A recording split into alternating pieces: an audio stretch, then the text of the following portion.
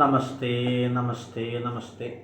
ശ്രീ മഹാദേവൻ എല്ലാവരും അനുഗ്രഹിക്കട്ടെ. എല്ലാ ഗുണങ്ങളും ഐശ്വര്യങ്ങളും സമൃദ്ധികളെല്ലാം ശ്രീ മഹാദേവൻ എല്ലാവർക്കും തരട്ടെ, എല്ലാ ഗുണങ്ങളും തരട്ടെ. അപ്പോൾ നമ്മൾ ഈ ആഴ്ച പറയാമെന്ന് വെച്ചാൽ ധനുക്കൂറ് നക്ഷത്രം. ആ നക്ഷത്രക്കാർക്ക് അല്പം വിഷമസന്ധികളാണ്. ചിന്തിച്ച് കഴിഞ്ഞാൽ അല്പം ദോഷസന്ധികളും വിഷമസന്ധികളൊക്കെയാണ്, ബുദ്ധിമുട്ടുകളൊക്കെ ഉള്ള സമയവുമാണ്. അപ്പോൾ ആ ബുദ്ധിമുട്ടുകളൊന്നും ബാധിക്കാതിരിക്കാനായിട്ട് കുറച്ച് പ്രവർത്തനങ്ങളൊക്കെ ചെയ്യണം, വഴിപാടുകളൊക്കെ കഴിച്ച് പ്രാർത്ഥിക്കണം, നല്ല വിശ്വാസമൊക്കെ വേണം. എന്നാൽ മാത്രമേ അതിൽ നിന്നൊക്കെ തരം ചെയ്ത് ഏറ്റവും നന്നായിട്ടൊക്കെ മുന്നോട്ട് പോകാൻ സാധിക്കുള്ളൂ. ഈ ധനുക്കൂറിൽപ്പെടുന്ന നക്ഷത്രം എന്ന് പറഞ്ഞു കഴിഞ്ഞാൽ മൂലം, പൂരാടം, ഉത്രാടം നക്ഷത്രം. ഇതാണ് ധനുക്കൂറിൽ വരുന്ന നക്ഷത്രങ്ങൾ. ആ നക്ഷത്രക്കാർക്ക് അല്പം ബുദ്ധിമുട്ടുള്ള സമയമാണ്. പ്രധാനം ഇവരുടെ കുടുംബ ജീവിതത്തിൽ അലോഹ്യങ്ങൾ ഉണ്ടാവാൻ സാധ്യതയുണ്ട്, കലഹങ്ങൾ ഉണ്ടാവാൻ സാധ്യതയുണ്ട്. അന്യോന്യം ഭാര്യ ഭർത്താക്കന്മായിട്ട് കലഹിക്കാനും, സന്താനങ്ങളായിട്ട് കലഹിക്കാനും, മാതാപിതാക്കളായിട്ട് കലഹിക്കാനൊക്കെ സാധ്യതയുണ്ട്. നാളുകാർ മൂലം, പൂരാട, ഉത്രാട നാളുകാർ കുടുംബത്തിൽ അലോഹ്യങ്ങൾ എല്ലാവരുമായിട്ടും ബാധിക്കാൻ സാധ്യതയുണ്ട്. അങ്ങനത്തെ ഒരു സമയവുമാണ് ഇവർക്ക് കടന്നു പോയിക്കൊണ്ടിരിക്കുന്നത്. അതുപോലെ തന്നെ അവരുടെ ജോലി സ്ഥലത്ത്, അവർ ജോലി ചെയ്യുന്ന സ്ഥലത്ത് അന്യോന്യം അങ്ങാട്ടും കലഹിക്കാനും ജോലിക്ക് പോകാൻ തടസ്സങ്ങൾ ഉണ്ടാകുന്ന സാഹചര്യങ്ങളും ഒക്കെ ഉണ്ടാവും. ഒരു പണിക്കാരന്, സാധാരണ കൂലിപ്പണിക്കാരനാണെങ്കിലും അവൻ പണിക്ക് പോകുന്നിടത്ത് പ്രശ്നങ്ങളുണ്ടാവും. നല്ല ജോലിയുള്ള ആക്കാനാണെങ്കിൽ ജോലിക്ക് പോകുന്നിടത്ത് പ്രശ്നങ്ങളുണ്ടാവും. ആ പ്രശ്നത്തെ ചൊല്ലി നമുക്ക് സ്ഥിരമായിട്ട് ജോലിക്ക് പോകാൻ സാധിക്കില്ല. അപ്പോൾ അങ്ങനെ വരുമ്പോൾ നമുക്ക് സാമ്പത്തിക പ്രശ്നങ്ങൾ, ബാധ്യതകളൊക്കെ വരും. അങ്ങനത്തെ ഒരു സമയമാണിത്. നമുക്ക് കർമ്മരംഗം, ജോലി രംഗത്ത് അല്പം ബുദ്ധിമുട്ടുകൾ ബാധിക്കാൻ പറ്റിയ സമയമാണ്. ചിലപ്പോൾ സ്ഥിരമായിട്ട് ജോലിക്ക് പോകാൻ സാധിക്കില്ല. അതുപോലെ തന്നെ പോണോടത്ത് മേലധികാരിയായിട്ട് അല്ലെങ്കിൽ കൂടെ പ്രവർത്തിക്കുന്ന ആൾക്കാരൊക്കെ ആയിട്ട് അലോഹ്യങ്ങൾ, കലഹങ്ങളൊക്കെ വന്നു ചേരും. അപ്പോൾ അത് മുഖേനയൊക്കെ നമുക്ക് പല വിഷമസന്ധികളും വന്നു ചേരും. അങ്ങനത്തെ ഒരു സമയമാണ്. പിന്നെ പറയണമെങ്കിൽ എന്തെങ്കിലുമൊക്കെ കയ്യിൽ നിന്ന് നഷ്ടപ്പെട്ടു പോകുന്ന സമയമാണ്.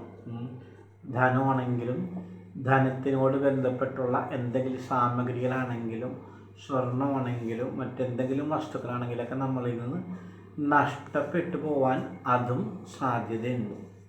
അങ്ങനത്തെ ഒരു സമയമാണിത്. പൊതുവെ ഇത്തിരി വിഷമസന്ധിയാണ്. അപ്പോൾ അതൊന്ന് മനസ്സിലാക്കി നമ്മൾ നല്ല വിശ്വാസമായിട്ടും ആത്മാർത്ഥമായിട്ടൊക്കെ മുന്നോട്ട് പോയാലേ നമുക്ക് തരണം ചെയ്യാൻ സാധിക്കുള്ളൂ.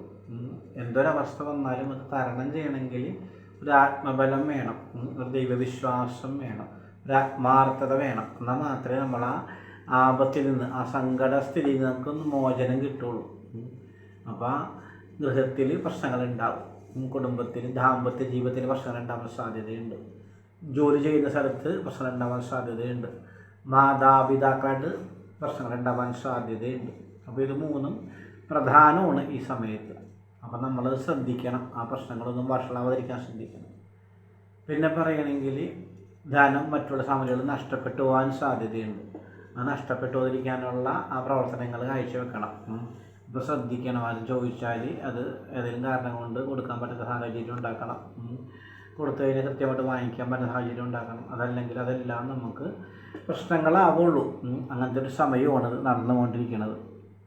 പിന്നെ വീട്ടിൽ പല വിധത്തിലുള്ള അസ്വസ്ഥതകൾ വന്നു ചേരും. നമുക്ക് താമസിക്കുന്ന വീട്ടിൽ, നമ്മളുടെ സ്വന്തം വീട്ടിൽ നമുക്ക് ചില കാര്യങ്ങൾക്കൊക്കെ ഗൃഹത്തിൽ അസ്വസ്ഥതകൾ ഉണ്ടാക്കും. ഇവിടെ നിർമ്മാണങ്ങൾ നടക്കുന്ന ഗൃഹങ്ങളാണെങ്കിൽ ആ നിർമ്മാണത്തിനൊക്കെ തടസ്സങ്ങൾ വരും. ധനം ആയിട്ട് ബന്ധപ്പെട്ട അല്ലെങ്കിൽ പണിക്കാരായിട്ട് ബന്ധപ്പെട്ടൊക്കെ എന്തെങ്കിലും ബുദ്ധിമുട്ടുകൾ വന്ന് അതിന് അല്പം സാവകാശം നേരിടാനുള്ള സാധ്യതയുണ്ട്. അതും ഒരു ദോഷസ്ഥിതിയാണ്. അതുപോലെ തന്നെ ഗൃഹത്തിൽ നിന്ന് സന്താനങ്ങളെയൊക്കെ വിവാഹം കഴിച്ച് കൊടുത്തിട്ടുണ്ടെങ്കിൽ അവരിൽ നിന്നൊക്കെ നമുക്ക് അനുകൂല സ്ഥിതിയായിട്ടുള്ള പ്രവർത്തനങ്ങളും സംസാരങ്ങളൊന്നും ആവില്ല. അങ്ങനെയൊക്കെ നമുക്ക് വിഷമസന്ധി ഉണ്ടാകാനുള്ള സാധ്യതയും വിഷമസന്ധി ഉണ്ടാവുന്ന ഒരു സമയം കൂടിയാണിത്. അപ്പോൾ അതൊക്കെ ഒന്ന് കൃത്യമായിട്ട് പരിശോധിച്ചും കൃത്യമായിട്ട് ശ്രദ്ധിച്ചും തന്നെ മുന്നോട്ട് പോകണം. എന്നാലും ഇതൊക്കെ ഒരു ബുദ്ധിമുട്ടിൽ നിന്നൊക്കെ മോചനം ലഭിക്കുകയുള്ളൂ, അല്ലെങ്കിൽ ആ ബുദ്ധിമുട്ട് കൂടുകയുള്ളൂ. അപ്പോൾ അതൊക്കെ ഒന്ന് ശ്രദ്ധിക്കേണ്ട സമയമാണ്. പിന്നെ അതിനകത്ത് പറയുകയാണെങ്കിൽ ഈ പുരാടം നാളുകാരി ഉത്രാടം നാളുകാർക്കൊക്കെ എന്തെങ്കിലും ശാരീരിക ബുദ്ധിമുട്ടുകളും വന്ന് ചേരും.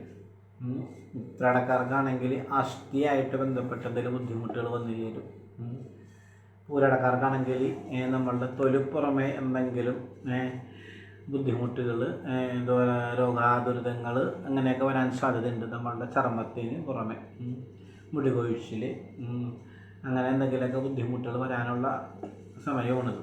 അപ്പോൾ അതൊക്കെ ഒന്ന് ശ്രദ്ധിക്കണം. വന്നു കഴിഞ്ഞാൽ ഭയപ്പെടാനില്ല, അതൊക്കെ തന്നെ അങ്ങോട്ട് മാറിപ്പോക്കും. അതിനൊന്നും വേണ്ടി അനവധി കാശ് മുടക്കേണ്ട അവസ്ഥയില്ല. ചില സമയദോഷം കൊണ്ട് വന്ന് ചേരണതാണ്. അപ്പോൾ ഇതിനൊക്കെ ഒക്കെ മാറിപ്പോക്കും. അപ്പോൾ അതൊക്കെ ഒന്ന് ശ്രദ്ധിക്കണം എല്ലാവരും. അപ്പോൾ ഇത്തിരി വിഷമസന്ധിയാണ് ഈ നാളുകാർക്ക്. അതൊന്ന് ശ്രദ്ധിച്ച് മുന്നോട്ട് കാര്യങ്ങളൊക്കെ ആയിട്ട് പോവാം.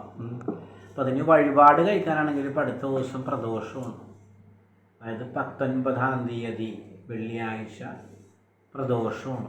അപ്പോൾ പ്രദോഷ ദിവസം പോയിട്ട് മഹാദേവ ക്ഷേത്രത്തിൽ പോയിട്ട് ഒന്ന് വ്രതമൊക്കെ അനുഷ്ഠിച്ച്, അതായത് അന്നത്തെ ദിവസം മത്സ്യമാംസനൊക്കെ ഒഴിവാക്കി, സാധിക്കുന്ന അരിയാഹാരങ്ങളൊക്കെ ഒഴിവാക്കി പഞ്ചാക്ഷരി മന്ത്രമൊക്കെ ജപിച്ച് വൈകുന്നേരം ക്ഷേത്രത്തിൽ പോയി കരിക്ക പാല എന്തെങ്കിലുമൊക്കെ അഭിഷേകിക്കാൻ കൊടുത്ത് പ്രാർത്ഥിക്കാം.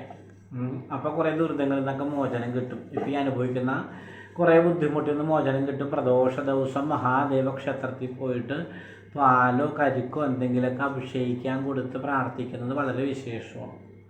അപ്പോൾ അത് ചെയ്യാം.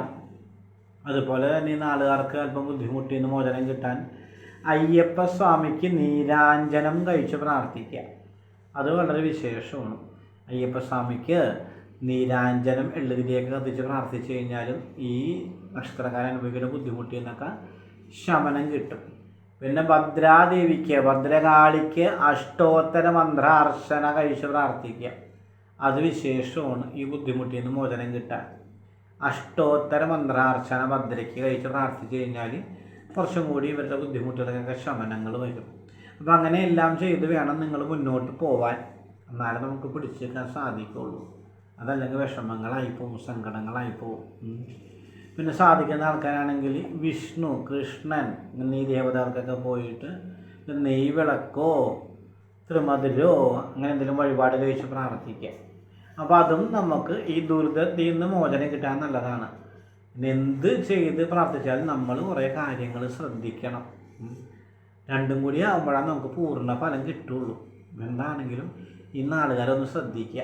മൂലം, പൂരാടം, ഉത്രാടം നാളുകാരൊന്ന് ശ്രദ്ധിക്കുക. അവരുടെ ആ ബുദ്ധിമുട്ട് സന്ദർഭത്തിൽ നിന്നൊക്കെ മോചിതരായിട്ട് ഏറ്റവും നല്ല രീതിയിലൊക്കെ മുന്നോട്ട് പോകാനുള്ള അവസരങ്ങൾ വരണമെങ്കിൽ ഇതൊക്കെ ശ്രദ്ധിച്ച് മുന്നോട്ട് പോകണം. ഇപ്പം എന്താണെങ്കിലും ഈ കാര്യങ്ങളൊക്കെ ഒന്ന് ശ്രദ്ധിക്കുക. അപ്പോൾ അടുത്ത ദിവസം പ്രദോഷമാണ്. എല്ലാവരും അടുത്തുള്ള മഹാദേവ ക്ഷേത്രത്തിൽ പോയിട്ട് പ്രാർത്ഥിക്കുക. പ്രദോഷ പൂജയിലൊക്കെ പങ്കുചേരാം. പിന്നെ പുതിയ മാസം തുടങ്ങിയാണ്. കന്നിമാസം 1-ാം തീയതിയാണ്, സെപ്റ്റംബർ മാസം 17-ാം തീയതി. അതുപോലെ തന്നെ ഞായറാഴ്ച അഷ്ടമി രോഹിണിയാണ്. അപ്പോൾ അതിനൊക്കെ അടുത്തുള്ള ക്ഷേത്രങ്ങളിലൊക്കെ പോയിട്ട് വഴിപാടുകളൊക്കെ കഴിച്ച് പ്രാർത്ഥിക്കുക. ആ ദിവസങ്ങളിലൊക്കെ വ്രതം അനുഷ്ഠിച്ച് പ്രാർത്ഥിക്കുക. ഇതൊക്കെ വളരെ വിശേഷമാണ്. എന്തായാലും എല്ലാവർക്കും എല്ലാ ഗുണങ്ങളും ഐശ്വര്യങ്ങളും സമൃദ്ധികളും എല്ലാം ഉണ്ടാവട്ടെ. മഹാദേവനോട് പ്രാർത്ഥിക്കുന്നുണ്ട്. അപ്പോൾ ഈ നാളുകാരൊന്ന് ശ്രദ്ധിക്കണം, കൃത്യമായിട്ട് ശ്രദ്ധിക്കണം. മൂലം, പൂരാടം, ഉത്രാടം നാളുകാരൊന്ന് ശ്രദ്ധിച്ച് ഈ ദുരിതകാലത്തിൽ നിന്ന് മോചനം കിട്ടുന്നവരെ ഒന്ന് കൃത്യമായിട്ട് കാര്യങ്ങളൊക്കെ മുന്നോട്ട് കൊണ്ടുപോയി ഒരു സന്തോഷസ്ഥിതിയിൽ എത്തിക്കണം. ഇതിപ്പോൾ ചിങ്ങം പകുതി കഴിഞ്ഞ് ഇന്ന് 27-ാം തീയതിയായിട്ടായി. അപ്പോൾ ഇനി ഏകദേശം ഒരു മാസത്തിന് മേലെ ഉണ്ട് ഇവർക്ക് ഈ ബുദ്ധിമുട്ടുള്ള സന്ദർഭം, ഈ സമയമൊക്കെ. അപ്പോൾ സെപ്റ്റംബർ മാസം കഴിഞ്ഞ് ഒരു ഒക്ടോബർ മാസം ഒരു 15-ാം തീയതിയൊക്കെ ആകുമ്പോഴേക്കാണ് ഈ അവസ്ഥയ്ക്ക് ഒരു വ്യത്യാസം വരികയുള്ളൂ. അപ്പോൾ അതിന് ചെയ്യേണ്ടതെന്ന് വെച്ചാൽ നമ്മൾ ഈ കൃത്യമായിട്ട് വഴിപാട് കഴിച്ച് പ്രാർത്ഥിക്കുക. അടുത്ത് മഹാദേവ ക്ഷേത്രം ഉണ്ടെങ്കിൽ നിത്യം പോയി കൈകൂപ്പി പ്രാർത്ഥിക്കുക. കാശുണ്ടെങ്കിൽ ജലധാരയും കഴിച്ച് പ്രാർത്ഥിക്കുക. ഇല്ലയെന്നുണ്ടെങ്കിലും പോയി ഭഗവാനുടെ ദിവസവും മനസ്സറിഞ്ഞൊന്ന് പ്രാർത്ഥിക്കും. ആ ബുദ്ധിമുട്ടിയത് ഭഗവാൻ നിങ്ങളെ കരകയറ്റി തരും, ഒരു സംശയവും വേണ്ട. ഇപ്പം എന്തായാലും എല്ലാ ഗുണങ്ങളും ഐശ്വര്യങ്ങളും സമൃദ്ധികളും എല്ലാം ശ്രീ മഹാദേവൻ നിങ്ങൾക്ക് എല്ലാവർക്കും തരട്ടെ. അടുത്ത ദിവസം പ്രദോഷമാണ്. അതായത് 19-ാം തീയതി വെള്ളിയാഴ്ച പ്രദോഷമാണ്. 17-ാം തീയതി കന്നിമാസം 1-ാം തീയതിയാണ്. അതുകൊണ്ട് തന്നെ ഈ സെപ്റ്റംബർ മാസം 14-ാം തീയതി അഷ്ടമി രോഹിണിയാണ്. അപ്പോൾ ഏറ്റവും നല്ല ദിവസങ്ങളാണ് വരുന്നത്. ആ ദിവസങ്ങളിലൊക്കെ ഏറ്റവും ഉചിതമായിട്ടൊക്കെ വ്രതമൊക്കെ അനുഷ്ഠിച്ച് അടുത്തുള്ള അമ്പലത്തിലൊക്കെ പോയി പ്രാർത്ഥിക്കുക. എല്ലാ ഗുണങ്ങളും ഐശ്വര്യ സമൃദ്ധിയൊക്കെ തരട്ടെ, ദുരിതങ്ങളിലൊക്കെ മോചനം കിട്ടട്ടെ.